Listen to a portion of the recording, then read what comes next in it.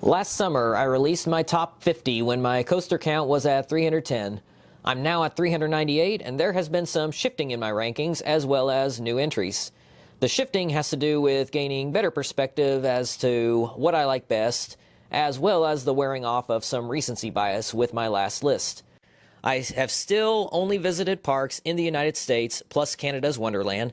Notable U.S. parks I have not visited are Holiday World, Hershey, Knoebels, Kennywood, Lagoon, and the New Jersey coastline. Once again, this is all just my opinion based on my preferences and experiences. My opinion is no greater than yours. These are just simply my personal favorites. Barely making the cut at number 50 is Renegade, the GCI wooden coaster at Valley Fair. This has my favorite GCI first drop and has excellent airtime and transitions that GCIs are known for. The next two are both B&M dive coasters. 49 is SheiKra at Busch Gardens Tampa, and 48 is Valravn at Cedar Point. SheiKra has slightly better airtime, and it is smooth in the front row. Valravn is rattly, but the vest restraints prevent any headbanging, and the layout is far superior. 47 is Hydra the Revenge, the B&M floorless coaster at Dorney Park. I love the JoJo roll out of the station, and I appreciate how different this layout is compared to other floorless coasters. 46 is Viper, the Aero Mega Looper at Six Flags Magic Mountain. I'm a big fan of these Aero Loopers, and this one is extremely intense and has given me my only lifetime blackout, which happened on those double loops. 45 is Banshee, the B&M Invert at Kings Island. It's a bit rattly, but the vest restraints prevent any headbanging. This has maybe the best layout of any invert with a unique pretzel knot and a great inline twist at the end. 44 is Mystic Timbers, a GCI wooden coaster, also at Kings Island. This is the smoothest GCI I've ridden, and I love the out-and-back layout with plenty of airtime and great pacing. 43 is the RMC Raptor clones, Wonder Woman at Six Flags Fiesta Texas and Railblazer at California's Great America. The very short ride duration and uncomfortable shoulder straps make these my least favorite RMCs, but it does have excellent pacing, inversions, and very strong airtime. 42 is Full Throttle, the premier launch coaster at Six Flags Magic Mountain. It has an excellent launch, spectacular hang time in the loop, the best upside-down view in the world, plus a great surprise later on, which I won't spoil, and I love that this is not a short ride. 41 is The Beast, the iconic wooden coaster at Kings Island, with the straight track, no airtime, and tons of trim brakes. This is not about the elements, but more about the amazing experience of traveling deep into the woods, and the night ride is amazing. 40 is Bizarro at Six Flags Great Adventure, my favorite B&M floorless coaster. The inversion sequence is nothing new, but this one rides so smooth with no headbanging, great views, and some nice theming during the ride. 39 is Time Traveler, the mock multi-launch coaster at Silver Dollar City with a controlled spin. This is not too intense, but it's just so much fun as you never know how it's going to ride. I'm not a huge spinning coaster fan, so for this to even be on my list says a lot about how good it is. 38 is Vortex, the Aero Looper RIP, formerly at Kings Island. This was my favorite in the park before it was torn down this off-season. The airtime on that drop was out of this world in the back row, and all the inversions were excellent with some hang time and a forceful helix at the end. This ride will be greatly missed. 37 is Yukon Striker, the B&M dive coaster at Canada's Wonderland. Easily the best dive coaster so far, with its massive drop into an underwater tunnel giving outstanding airtime, a forceful Immelman that always makes me gray out, and plenty more elements to make it feel more complete than other dive coasters. And it's actually glossy smooth, but my favorite in the park is next on the list, Leviathan, the B&M Giga coaster at number 36. It has a couple great airtime moments, and it also rides glossy smooth, even though it goes over 90 miles an hour. Fast B&Ms tend to have a bad rattle, but not these two. Still, I did drop them on the list once my recency bias wore off. 35 is Gold Striker, the GCI Woody at California's Great America. This has such a brilliant and interesting layout and has a great first drop through a tunnel, plenty of airtime, laterals, and rapid transitions. 34 is Goliath, the B&M Hyper at Six Flags Over Georgia. It has plenty of airtime, including some ejector, a forceful helix, and it's a long ride with no mid-course brake run. However, my favorite B&M Hyper is next up at number 33, Mako from SeaWorld Orlando. This also has some ejector airtime, including my favorite B&M element, the large hill that gives about 4 seconds of sustained ejector airtime if you ride in the front. 32 is New Texas Giant, the RMC hybrid at Six Flags Over Texas. It feels like a hyper, just with more ejector airtime. It may not be as good as the hybrids that followed it, but it is still the one that started the RMC revolution, and it still stands up as a great ride. But my favorite at the park is next up on the list at number 31, Mr. Freeze Reverse Blast, the premier launch coaster at both Six Flags Over Texas and St. Louis. This is such an intense ride with a great backwards launch, inverted top hat, strong positive forces, then you get to do it all again forwards, but even faster. 30 is Poltergeist, the premier launch coaster at Six Flags Fiesta, Texas. Another great launch, sends you into the spaghetti bowl structure, a tangled mess of track that gives tons of head choppers. It's very intense and forceful, and it builds to a great finish, which always leaves the people in the train buzzing.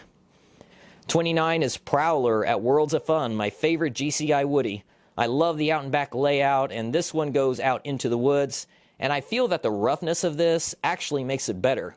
It feels like the airtime and transitions are the best of any GCI I've ridden, but like with all of them, you've got to let them warm up to get the best ride. 28 is Twisted Cyclone, the RMC hybrid at Six Flags Over Georgia. It's a short ride, but what this does during the short duration is excellent, with good inversions, a great wave turn, and several more airtime moments. 27 is Joker, the RMC hybrid at Six Flags Discovery Kingdom. I feel that this is very underrated. It was so much better than what people say. Great drop, great airtime, outstanding inversions, and it's actually a long ride. 26 is Hades 360, the Gravity Group Woody at Mount Olympus. I was so blown away. The best pre-lift section in the world, a great drop into the longest underground tunnel in the world. You rise up on the other side of the parking lot with an inversion before diving back into the tunnel. If this could ride smooth, it might have made my top 10. 25 is King Dakar, the Intamin Stratocoaster at Six Flags Great Adventure.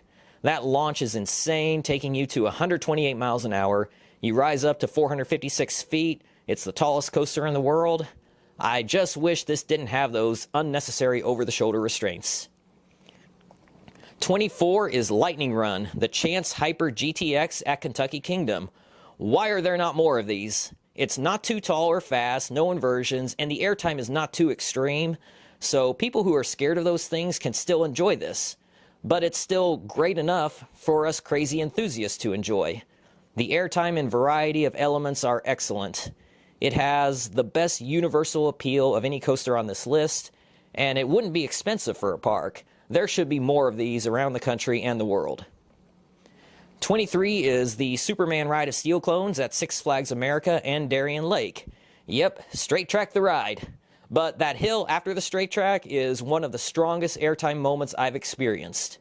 There are several more airtime moments, great speed, and I love the way these Intamins ride on the track. Darien Lakes has better visuals, while Six Flags America's had stronger airtime. 22 is Manta, the B&M Flyer at SeaWorld Orlando. Maybe I overrate it, but this one is special to me. Great theming in the queue, great layout that is sprawled out over the midways, and I love those waterfall flybys near the end. 21 is Monster, the Gerstlauer Infinity Coaster at Adventureland in Iowa. My favorite Gerstlauer drop. The ride is intimidating, and it's a long ride for a Gerstlauer. I have not been on Copperhead Strike yet, but Monster has the best hang time I have ever experienced. Props to Adventureland for getting an elite coaster at their humble park. 20 is Montu, the B&M Invert at Busch Gardens, Tampa. 7 inversions, it's a very intense ride, and it is smooth with no headbanging. The diving in and out of the trenches really helps to set this one apart from other inverts. 19 is also at Busch Gardens, Tampa. It's Kumba, the B&M sit-down coaster. The 7 inversion sequence may not be unique, but the sit-down trains make this ride really stand out. Sitting so close to the track makes it far more intense and makes it feel faster. I wish B&M did more of these intense sit-downs. 18 is Fury 325, the B&M Giga Coaster at Carowinds. I think I caught this on a bad week, as it was riding quite rattly for me. Plus, I'm not the biggest fan of B&M. Despite that, it still made it this high on my list, which says something about how great it is. There are a couple great airtime moments, and it keeps its speed so well throughout. 17 is my favorite B&M of all, Gatekeeper, the wing coaster at Cedar Point. It may not be intense, but it's just so much fun. The forceful Immelman makes me gray out. It has a beautiful beachside setting, and I love all 6 inversions, including the great near-miss elements with the keyholes. 16 is Maverick, the Intamin Blitz coaster, also at Cedar Point. Many people will put this higher, and I can see why. Ejector airtime, twisted airtime, inversions, a great launch, speed, rapid transitions. It is a brilliant layout. I wish it had better restraints. 15 is Goliath, the RMC Woody at Six Flags Great America. I like this more than most people. I think it may unofficially be the fastest wooden coaster in the world, and you really feel that speed. It has about 3 amazing airtime moments, plus 2 of the best inversions I've experienced. It's kind of a short ride, but not really. 14 is El Toro, the Intamin Woody at Six Flags Great Adventure. What holds this down on my list is the couple of rough spots and that there are several hills which give no airtime. What puts this so high on the list is that there are 4 airtime moments that are among the strongest and best in the world. Plus, other than the rough spots, it's actually a smooth ride. But there's also not much variety in the layout. And that's why, at number 13, I have Outlaw Run, the RMC Woody at Silver Dollar City. The airtime is not as strong as El Toro's, but it is still strong. It has so much variety in the layout with speed, floater airtime, ejector airtime, sideways airtime, hang time, inversions, a wooded setting. I think this is the most complete wooden coaster in the country. Number 12 is Twisted Colossus, the RMC hybrid at Six Flags Magic Mountain, which might actually duel on rare occasion. The dueling adds to it, but even without the dueling, it is still excellent with 2 inversions, strong ejector, floater, and twisted airtime. And since you get to ride both sides without having to get off, it makes for a long ride. 11 is Twisted Timbers, the RMC hybrid at King's Dominion. Speaking of variety, this one has all the airtime, floater, ejector, off-axis, hang time, inversions, and who doesn't love a trick-track double-up? And it's a long ride with no break in the middle. Number 10 is the definition of lack of variety. Top Thrill Dragster, the Intamin Strata coaster at Cedar Point. 120-mile-an-hour launch, straight up over 400 feet, then back down. But it does those things so well, and it does it all with only lap bars, so you feel more free. It's the second most exhilarating coaster I have ever been on. The most exhilarating is coming up later. Number 9 is Intimidator 305, the Intamin Giga Coaster at King's Dominion. It's the second most intense ride I've ever ridden. The most intense is coming up later. Even though I don't gray out on this, I still feel those strong forces. There are a few great airtime moments and rapid high-speed transitions. You get a great view of the forest from the lift hill, and the night ride is excellent. I wish this had better restraints. Number 8 is Millennium Force, another Intamin Giga Coaster, this one at Cedar Point. It's not as intense as Intimidator 305, but it is so much fun and it is very iconic. It has even better views, it's an even better night ride, and has better restraints. And for some reason, I'm able to get ejector airtime on all 4 airtime moments. Number 7 is Wicked Cyclone, the RMC hybrid at Six Flags New England. Speaking of variety, this ride has it all except for height and speed. It has a strong turn, which has actually made me gray out. You get floater airtime, ejector, off-axis, twisting maneuvers, inversions, hang time, head choppers, and it's a very long ride with no break in the middle. Number 6 is also at Six Flags New England, Superman the Ride, the Intamin Hyper, and my favorite Intamin. It has a beautiful setting along the river, it's a great night ride, plenty of floater and ejector airtime, and forceful helixes through the brilliant Spaghetti Bowl section. I think this is the best layout of any non-inverting coaster in the country. Number 5 goes to Lightning Rod, the RMC Woody at Dollywood. You launch uphill, then you drop down on the other side of the mountain, and if it's at night, it is total darkness. It has an awesome wave turn and off-axis airtime. Then as the park comes back into view, if it's at night during Christmas, you can see all the Christmas lights of the park as you are careening down the mountain on the quad down with crazy ejector airtime.